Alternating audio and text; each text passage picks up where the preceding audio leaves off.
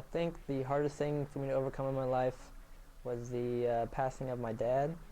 I was about to turn 14 years old, and we were outside reshingling our shed, and everything was going a-okay, everything was going good. I stayed inside a little longer because my friend was over, and I was kind of mad at my dad that he made me help me do the shingles on the roof. And then I was about to head outside, and I was heading out on my porch, and next thing you know, I see the ladder wobble a little bit, and then he falls off, and I'm just like, oh, well, yeah, it's just my dad. He was going to bounce back up from it, and then he didn't really get up. So I ran over to him, and the last thing he said was, go get your mom, and I was like, okay, so I guess it's kind of serious. So I ran inside, got my mom, and we called the ambulance, and that was one of the really hardest times because I felt like it was such my fault, and long story short, he was in the hospital for a few weeks, and then, after a while, they pronounced him that he was brain dead, and we had to, let him go, even though he was on life support for a while, and it was just really hard because I felt like it was my fault for a long time, and everybody kind of gave me grief about it, that it was kind of my fault. So I think, that moment was probably the most adversity I'll ever face in my life, for sure. Well, at the beginning, when my dad passed away, I didn't really speak to a lot of my family because a lot of my family kind of blamed that whole situation on me. So I would definitely went to a lot of my friends and my teachers at school. They definitely knew how I was feeling and how my personality changed. And a lot of my friends were there for me 24/7, and especially my friend Garrett. We didn't really talk about a lot of my emotions, but we just kind of acted like everything was okay.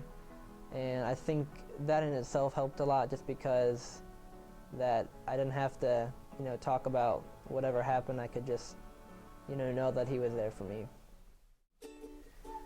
Memory that really sticks out to me when you say times of joy is definitely going to Monday night bowling with my dad. He had a bowling league he'd go to every Monday, and he'd let me come along just to sit back and watch him bowl. And every Monday I'd go and he'd give me a bag of quarters to go in the game room and play, and go in the claw machine and get some toys out of the claw machine. And it was just a lot of fun because, I gotta come home later than I normally got to. I gotta spend some quality time with my dad, and it just really brought out kind of the best spirit in me. My favorite memory as a little kid would have to be the time when my dad got me my first scooter. It was for my 8th birthday, and I was so excited because I've seen little kids outside riding scooters in the neighborhood, and I always wanted one. For my 8th birthday, my dad got me one, and I strapped up with a helmet and shoulder pads and knee pads, and I was going out for the first ride down my sidewalk, and I was going to turn around in my neighbor's driveway, and the next thing you know, I just eat it. I fall straight on my face, get scraped up, and I was crying. And I was like, man, I really hate this scooter now. I don't want to ever ride it again. But my dad got me up back on it, and I rode the scooter, and he ran to the ice cream shop about a mile away, and they made me the biggest ice cream cone I think I'd ever seen. And I ate the entire thing, and me and my dad watched the Reds game, and I think it was just a moment that I probably won't forget. I hope to have 2 to 3 kids. I definitely want my first one to be a boy. My goal is to name him after my dad, and I hope he, looks and acts just like him, because, I'd love to just tease a little booker out of his mind like he did to me.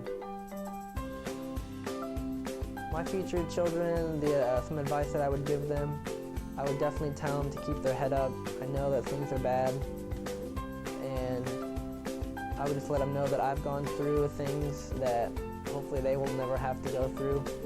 So even if it's just a minor problem, to keep your head up and have a positive outlook on it, because even though they may think the worst is upon them right now, there's always better things to come.